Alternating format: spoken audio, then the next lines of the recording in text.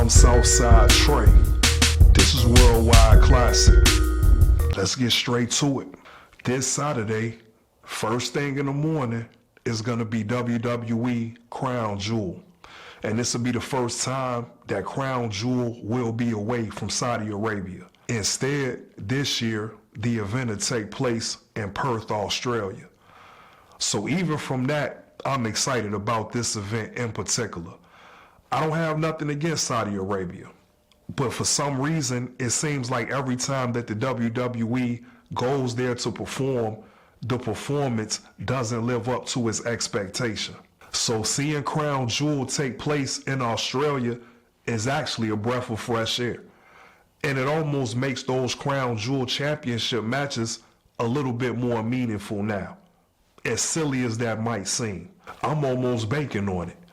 But let's go ahead and talk about these matches that's coming up. Now, this first match that I see on the card is another of the many reasons why the WWE continues to get on my damn nerve. And that's because we're gonna see Io Sky and Rhea Ripley versus Kairi Sane and Asuka.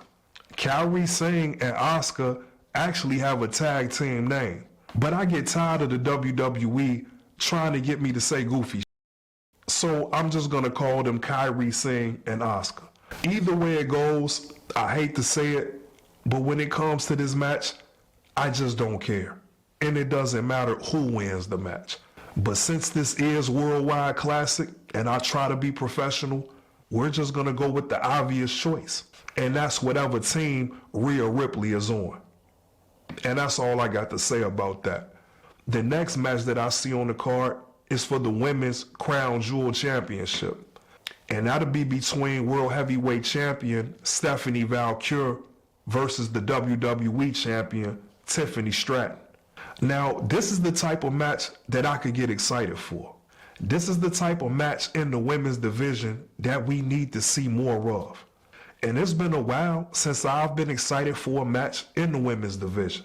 I'm a Tiffany Stratton fan, and I put out a video to explain that reason. And since that time, nothing has changed.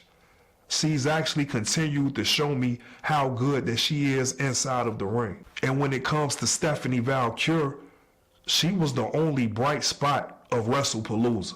The match that she had at that event to win the Women's World Heavyweight Championship was the best match on that card. So that's the perfect momentum to set the stage for this Women's Crown Jewel Championship. I never really took stock into this whole Crown Jewel concept until now. Even with the Men's Crown Jewel Championship, which we'll talk about soon, for some reason, I feel like this year, the Crown Jewel Championship feels legitimate on both sides. So when it comes to this Women's Crown Jewel, I think that this match might surprise a lot of people. Maybe I'm wrong. Maybe people already understand how talented both of these ladies are. But if it's anybody that doubts either one, I think that this match is going to put things in its proper perspective. We just saw that I didn't want nothing to do with the women's tag team match. And that's only because it's just not a good matchup. And I think it's pretty much the same match that we've seen over the past 3 months. When it comes to this Women Crown Jewels match between Stephanie Valkyrie and Tiffany Stratton, this is the first time that I could even remember these two ladies being in the ring at the same time. So for once in a long time, we're getting a fresh look at a match in the women's division. And I just can't remember myself saying that since WWE Evolution 2.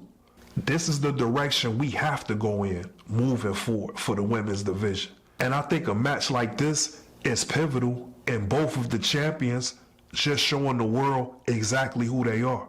So with all of that being said, I really don't know who to pick to win this Women's Crown Jewel Championship. My heart tells me Tiffany Stratton. When it comes to Stephanie Valkyrie, I don't even know if I'm saying her last name right. I'm still getting familiar with her and what she has to offer in the women's division. I know that she could put on a good match because she's been doing that pretty much the entire year. So that's why my brain tells me Stephanie Valkyrie will be the one to win the Women's Crown Jewel Championship. So even though I'm torn between the two, I don't think that we could go wrong either way. Either one of these ladies winning that match will be a good look for the WWE. But on this one, I think I'm going to listen to my heart a little bit more, and I'm going to pick Tiffany Stratton.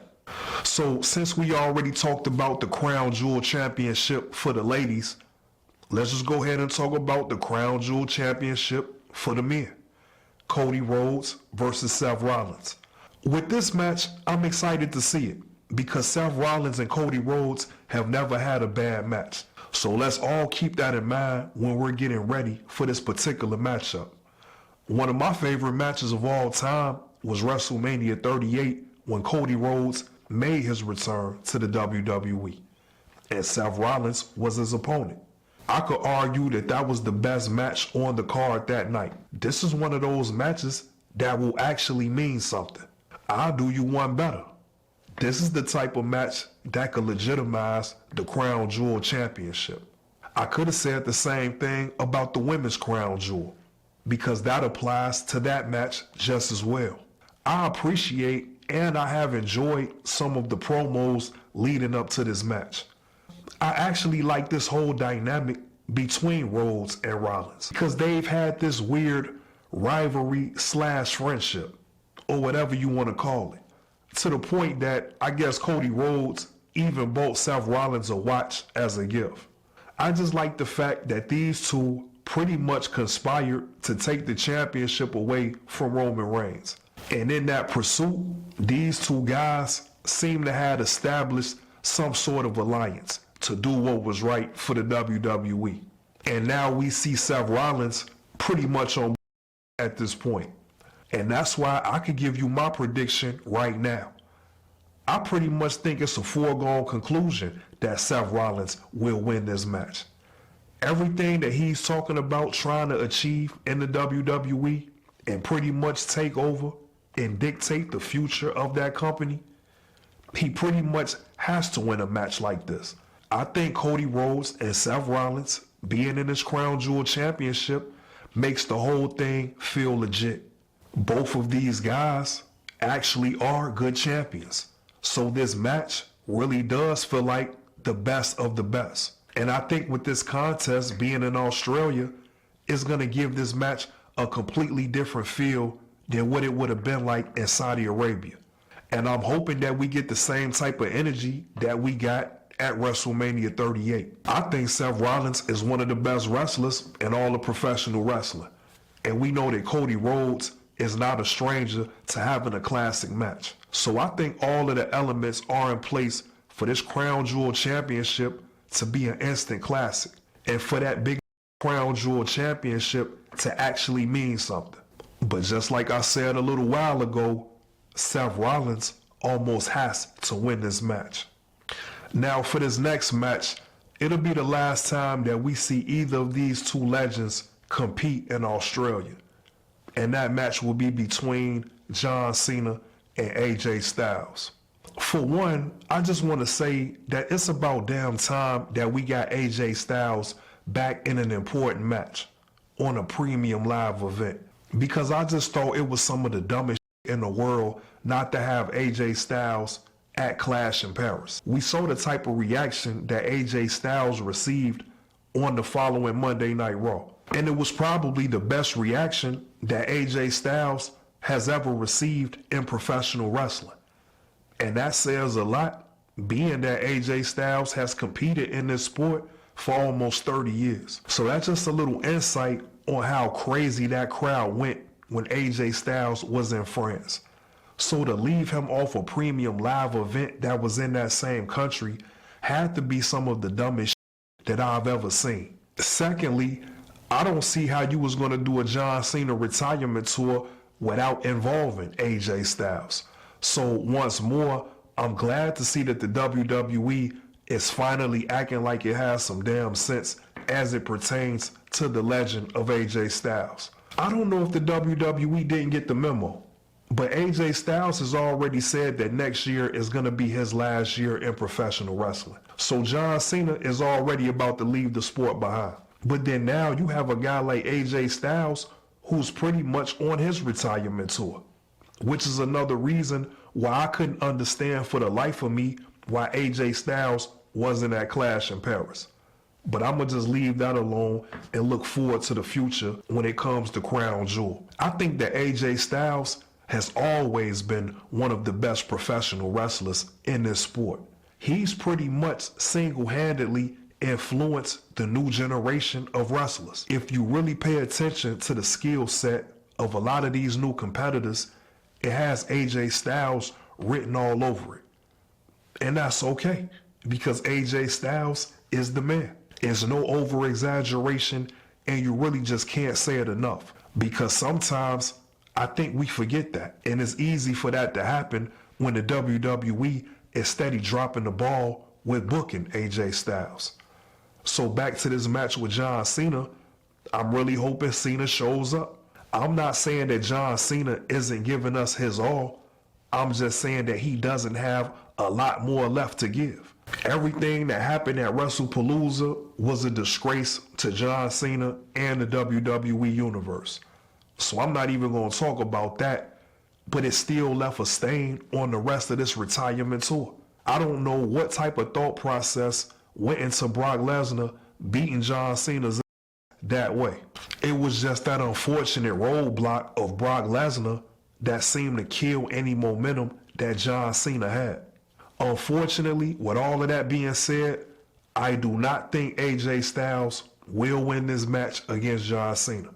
I just don't see how John Cena could lose this match and we still give a damn about his retirement match. So I already know that AJ Styles is going to show up in a real way. And I hope he reminds the WWE officials why they made such a terrible decision in the way that they've booked AJ Styles as of late. And for all of us as true wrestling fans, I think we all need to sit back and just appreciate one of the last times we're going to see two of the biggest legends in this sport. Now, last but certainly not least on this card is Roman Reigns versus Bronson Reed. Now, I rock with Bronson Reed, and I want to see him win this match, especially since he's been getting his ass beat all year. I'm just tired of seeing these same matches over and over again. This is a disservice and a discredit to Bronson Reed, and especially Roman Reigns. This is Roman Reigns we talking about. Why do y'all keep giving him this lazy booking? This has been going on for at least 3 months now, because I just got a strange feeling that next month at Survivor Series, we're still gonna see a version of this match again. Let's not forget, Roman Reigns is the biggest star in professional wrestling. We're going to Australia for a premium live event. We've already done the Roman Reigns and Bronson Reed feud. It's done with now. Y'all done whoop Bronson Reed's every time. Even if Bronson Reed gets the win, what difference does it make now? And it's just an embarrassment to the type of potential that Bronson Reed has. But due to the fact that it's a street fight, I fully expect to see Braun Breaker make his presence be known. And I think the writing is already on the wall that that'll be the main reason why Roman Reigns loses this match. And if Bronson Reed doesn't finally get a victory, I just don't give a damn. Even if he does win. Yo, what's going on with it? I'm Southside Tre. Make sure you subscribe to my YouTube channel, Full-Time Digital House, and follow me on all social media, Southside_Tre. Appreciate y'all.